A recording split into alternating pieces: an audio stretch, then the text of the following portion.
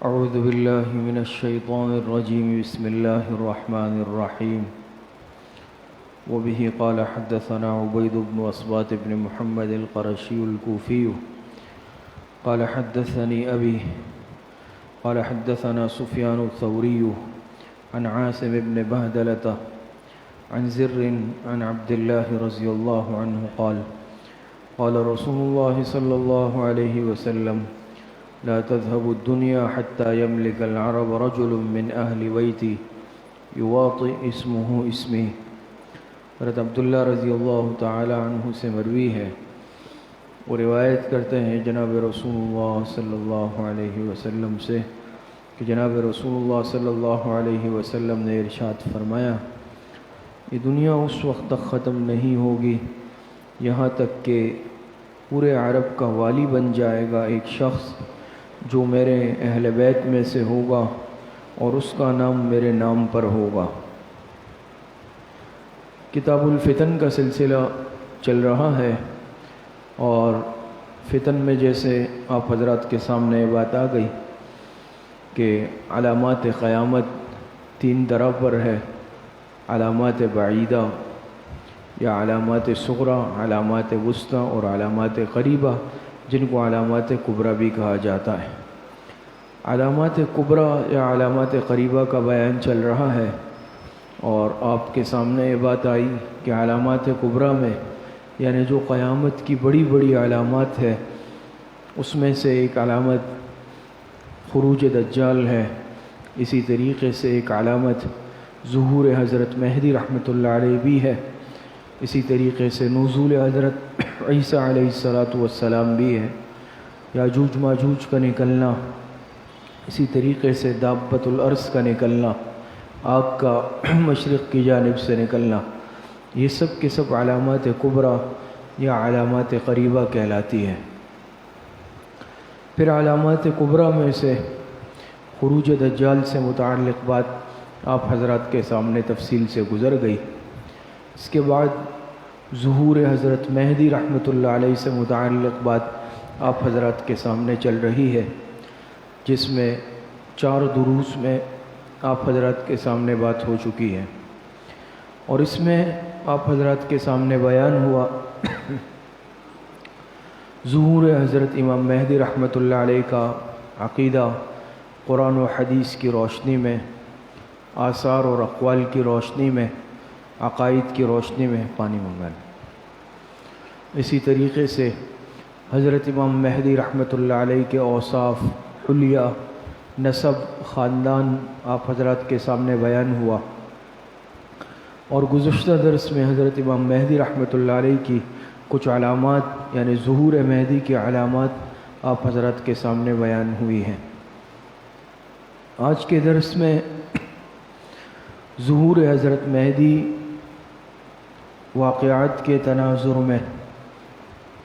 یعنی حضرت امام مہدی رحمۃ اللہ علیہ کا ظہور مختلف واقعات کی روشنی میں، یعنی جب حضرت امام مہدی کا ظہور ہوگا اس سے قبل کیا کیا واقعات پیش آئیں گے، اور پھر حضرت امام مہدی رحمۃ اللہ علیہ کا ظہور کس طرح ہوگا، کیا واقعات پیش آئیں گے، اس پر انشاءاللہ کچھ بات شروع کریں گے۔ حضرت امام مہدی رحمۃ اللہ علیہ کے ظہور سے قبل لکھا ہے کہ ابو سفیان کی اولاد میں سے ایک شخص پیدا ہوگا جو سادات کو قتل کرے گا، جبکہ حضرت امام برزنجی رحمۃ اللہ علیہ فرماتے ہیں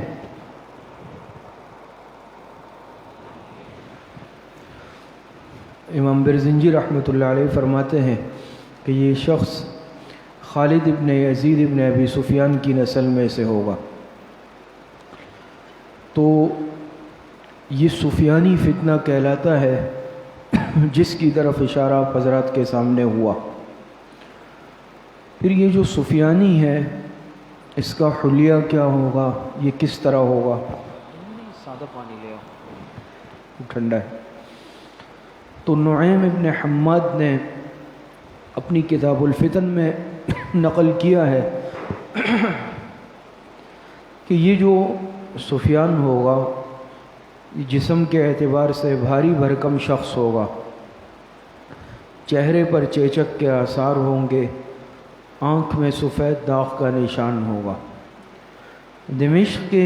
نواحی علاقوں میں سے ایک وادی سے اس کا خروج ہوگا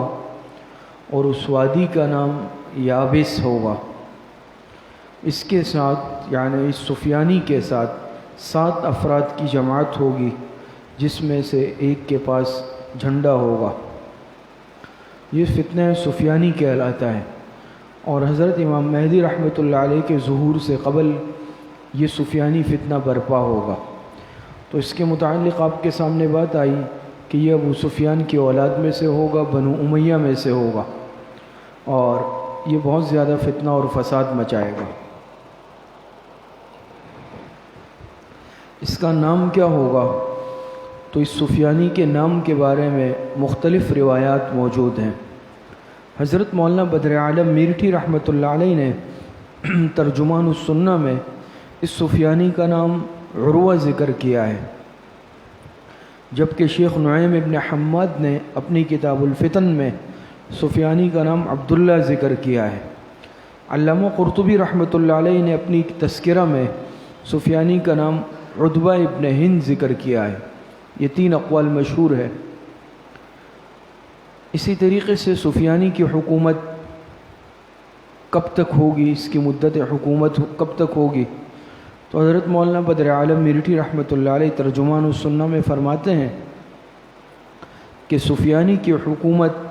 یہ ملک شام اور مصر کے اطراف میں ہوگی، اور اس کی مدت کتنی ہوگی؟ تو کتاب الفتن میں سفیانی حکومت کی مدت 3.5 سال لکھی ہے کہ یہ سفیانی 3.5 سال حکومت کرے گا، اور ایک روایت کے مطابق اس کی حکومت کی مدت 19 ماہ ہوگی، 19 مہینے، اور ایک روایت کے مطابق 17 مہینے ہوگی۔ یہ فتنہ کس طرح ہوگا، کتنا سخت ہوگا؟ فتنہ سفیانی کی سختی، اس کے متعلق لکھا ہے کہ سفیانی کا یہ فتنہ اس قدر سخت ہوگا کہ ایک حدیث میں حضور علیہ الصلاۃ والسلام نے ارشاد فرمایا کہ ابو سفیان کی اولاد میں سے ایک شخص اسلام میں ایسا سوراخ کھول دے گا کہ پھر اس کو بند نہیں کیا جا سکے گا۔ یہ فتنے کا ایسا راستہ کھولے گا، ایسا سوراخ کھول دے گا کہ پھر اس کو کوئی بند نہیں کر سکے گا۔ حضرت ابو عبیدہ رضی اللہ تعالی عنہ سے مروی ہے کہ حضور علیہ السلام نے فرمایا کہ دین کا یہ معاملہ، یہ امر ٹھیک ٹھاک چلتا رہے گا یہاں تک کہ سب سے پہلے اس کا مصلح بنو امیہ کا ایک شخص کرے گا، اور بنو امیہ کے اس شخص سے مراد یہی سفیانی ہے۔ مصلح سے مراد یہ ہے کہ اس کا حلیہ بگاڑ دے گا، دین کا حلیہ بگاڑ کر خراب کر دے گا۔ سفیانی کا جھنڈا کیسے ہوگا؟ کتاب الفتن میں ہے کہ آخر زمانے میں اختلافات کی کثرت ہوگی، قیامت قریب آ چکی ہوگی، اور سفیانی کا خروج ہو چکا ہوگا،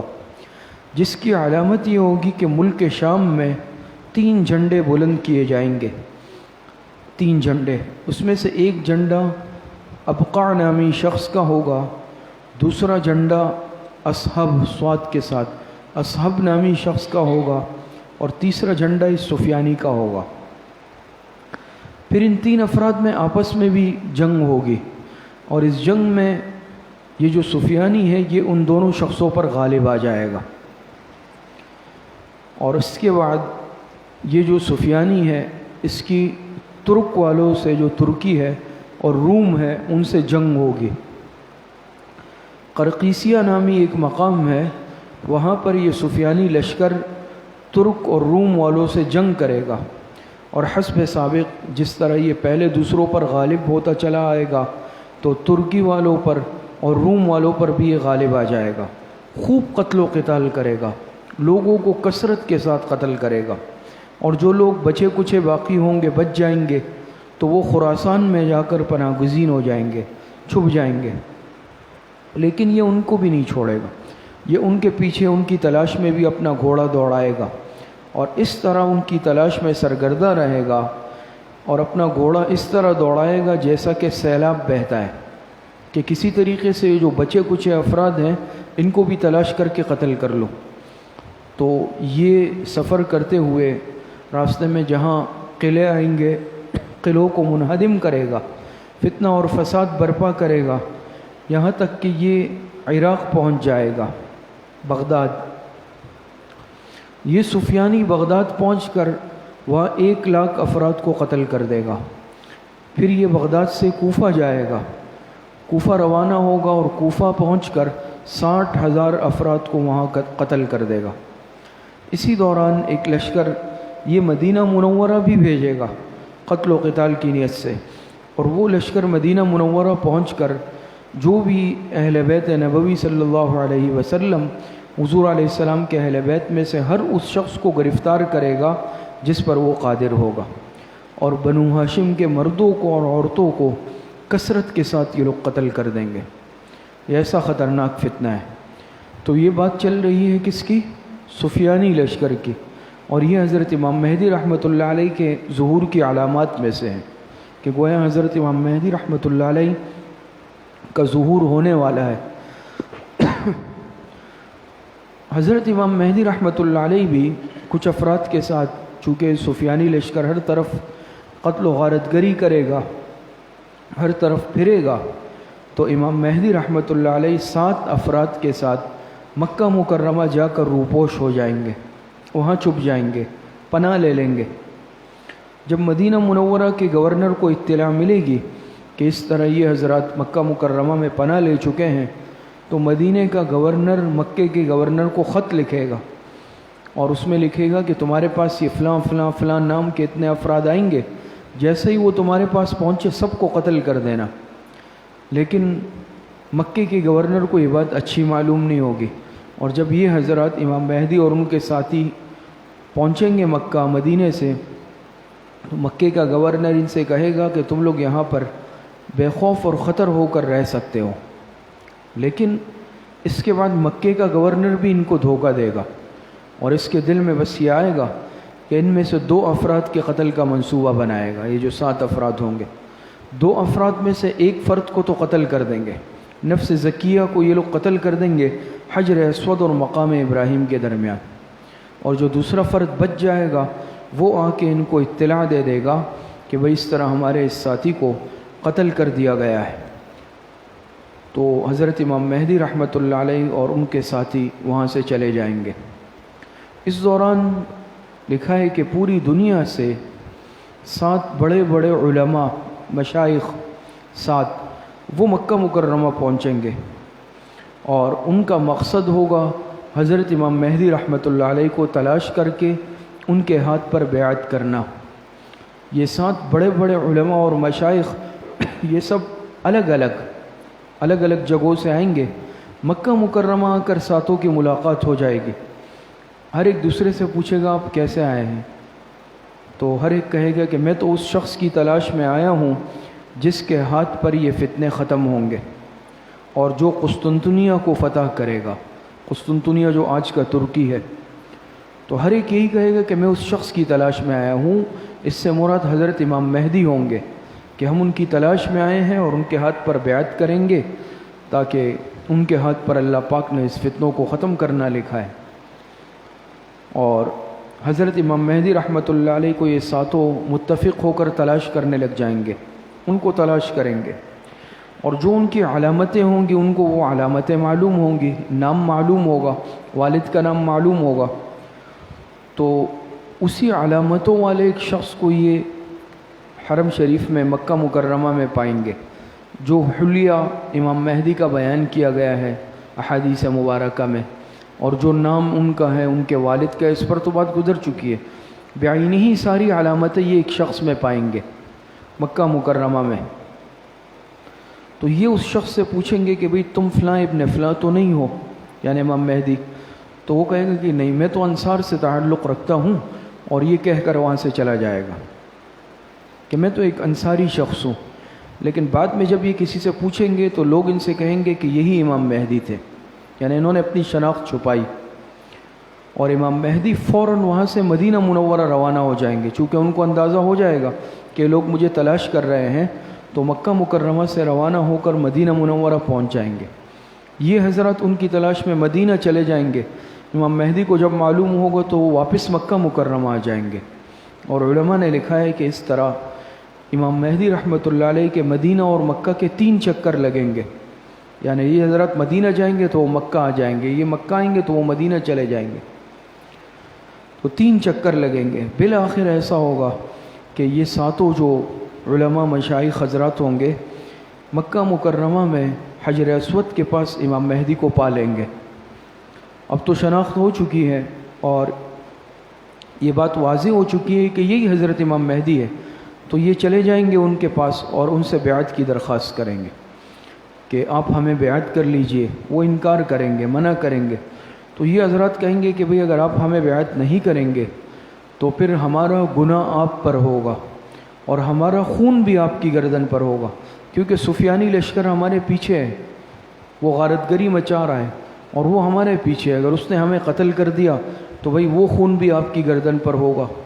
اور امام مہدی رحمۃ اللہ علیہ کے پیچھے پڑ جائیں گے۔ اور یہ بھی علماء نے لکھا ہے کہ جب یہ امام مہدی کو دیکھیں گے مکہ میں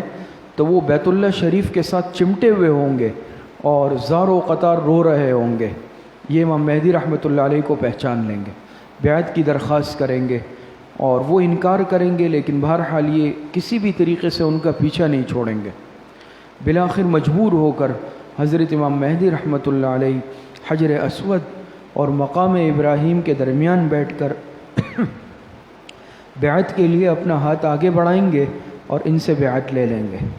یعنی گویا کہ جو 7 علماء اور مشائخ ہیں بالآخر یہ اپنے مقصد کو پا لیں گے اور حضرت امام مہدی رحمۃ اللہ علیہ کی بیعت کر لیں گے، وہ ان کو بیعت کر لیں گے۔ پھر اس کے بعد حضرت امام مہدی رحمۃ اللہ علیہ ممبر پر چڑھ کر عشاء کی نماز کے بعد خطبہ دیں گے، اور اس کے علاوہ باقی ساری تفصیلات ہیں وہ انشاءاللہ اگلے درس میں بیان کریں گے۔ اللہ پاک صحیح عمل کی توفیق عطا فرمائے۔ الحمدللہ رب العالمین والعاقبۃ للمتقین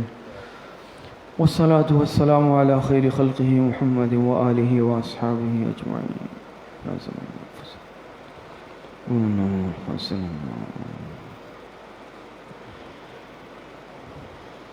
وصلی اللہ وسلم علی نبینا محمد وآلہ واصحابہ اجمعین